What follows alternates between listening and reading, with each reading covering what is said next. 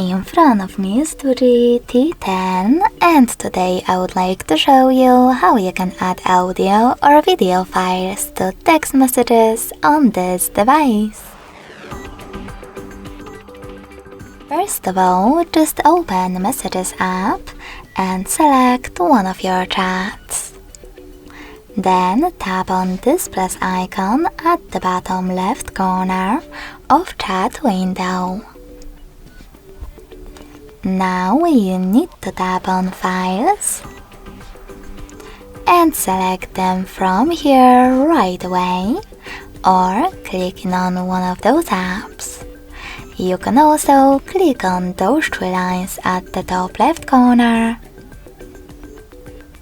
and tap on one of those sources.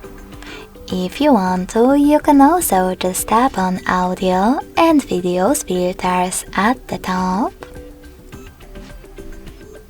Hold your file that you wish to send and tap on Select at the top right corner.